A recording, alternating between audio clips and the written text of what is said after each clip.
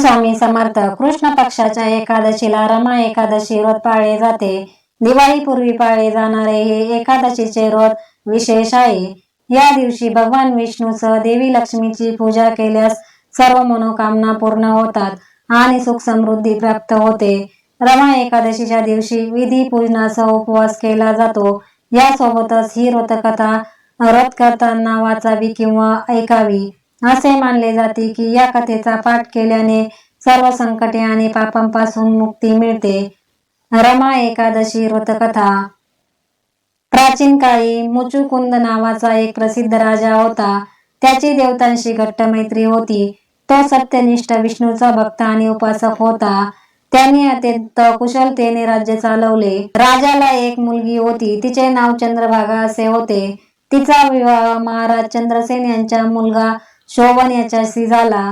एके दिवशी शोभन आपले सासरे मुचुकुंदजींच्या घरी आला. योगायोगाने त्या दिवशी एकादशी होती. चंद्रभागेने विचार केला की माझा नवरा अशक्त आहे आणि भूक सहन करू शकणार नाही. आता काय होणार? कारण इथे माझ्या वडिलांच्या राजवटीचे नियम आणि कायदेही कडक आहेत.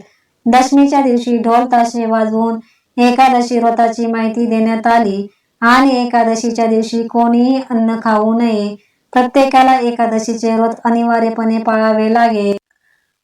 कर्णा वाजवल्याचा आवाज ऐकून शोभन आपल्या पत्नीला म्हणाला, प्रिये, आता आपण काय करावे? आता आपण असे काहीतरी उपाय केले पाहिजे ज्यामुळे माझा जीव वाचेल आणि राजाची आज्ञा पाळली जाईल.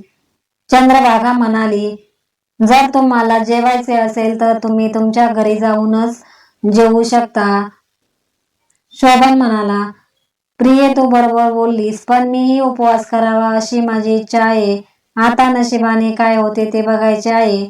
अशा प्रकारे शोभनने एकादशीला निर्जल व्रत करण्याचा निर्णय घेतला. दिवस कसा तरी निघून गेला, पण रात्री भूक आणि तहान वाढू लागली. व्रत पाळणाऱ्या वैष्णवांनी दिवसभर मोठ्या उत्साहात नृत्य आणि कीर्तन केले. रात्रीच्या वेळी भाविकांनी भगवान श्रीहरींची आराधना व कीर्तन करून जागरण सुरू केले. पण हे सगळं शोभनला असह्य झालं. ती रात्र त्याच्यासाठी काळ रात्र झाली. दुसऱ्या दिवशी पहाट होताच त्याचा प्राण निघून गेला आणि त्याचा मृत्यू झाला. महाराज मुचुकुंद यांनी ते देवाची इच्छा म्हणून स्वीकारले आणि त्यावर नियंत्रण ठेवले. शोभन पुढच्या जगात गेल्यानंतर चंद्रभागा तिच्या वडिलांच्या घरी राहू लागली.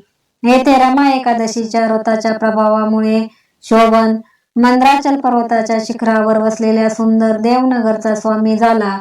तिथे त्याला पूर्णपणे निरोगी शरीर आणि आश्चर्यकारक वैभव असल्याचे आढळून आले. तेथे तो दुसरा इंद्रच भासत होता. एकदा राजा मुचुकुंदजींच्या नगरात राहणारा सोम शर्मा नावाचा ब्राह्मण तीर्थयात्रा करत असताना देवनगरात पोहोचला. तेथे त्याने राजाचे जावई शोभन यांना ओळखले. तो त्यांना भेटायला गेला. शोभनने त्याचे स्वागत करून त्याला आरामात बसवले.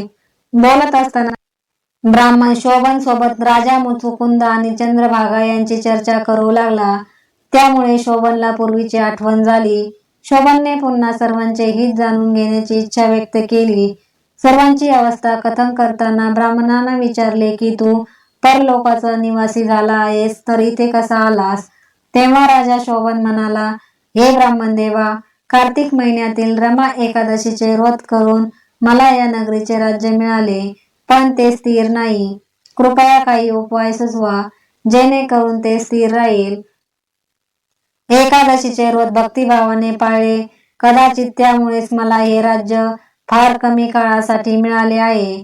तू हे सर्व राजा मुचुकुंदची कन्या चंद्रभागा हिला सांग. ती या नगरीला दीर्घकाळ टिकवण्याचा मार्ग शोधू शकेल. ब्राह्मण परत आला आणि राजा आणि त्याच्या मुलीला संपूर्ण कथा सांगितली, ज्यामुळे ते दोघेही आनंदी आणि आश्चर्यचकित झाले. चंद्रभागा म्हणाली, तुम्ही मला तिथे घेऊन जा, मला माझ्या पतीला भेटायचे आहे. सोम शर्माने ब्राह्मण चंद्रभागा मंद्राचल पर्वताजवळील श्री वामदेव यांच्या आश्रमात आणले. सर्व काही जाणून घेतल्यानंतर श्री वामदेवजींनी वेद मंत्रांनी चंद्रभागेचा अभिषेक केला. त्या मंत्राच्या प्रभावामुळे आणि चंद्रभागेच्या एकादशीच्या व्रतामुळे चंद्रभागा दिव्य शरीरात आणि दिव्य गतीने आपल्या पतीपर्यंत पोहोचली. आपल्या एकादशी व्रताच्या प्रभावाने तिने ते नगर वसवले आणि स्थिर केले. त्यानंतर ती पतीसोबत तिथे राहू लागली. ब्रह्मवैवर्त पुराणानुसार शुद्ध भक्त आपल्या इंद्रियाच्या वासना पूर्ण करण्याच्या इच्छेऐवजी श्रीकृष्णाचे प्रेम आणि श्रीकृष्णांची इच्छा पूर्ण करण्यासाठी आणि शुद्ध भक्तीच्या प्रेमाचे फळ प्राप्त करण्यासाठी एकादशीचे व्रत करतात. श्री स्वामी समर्थ.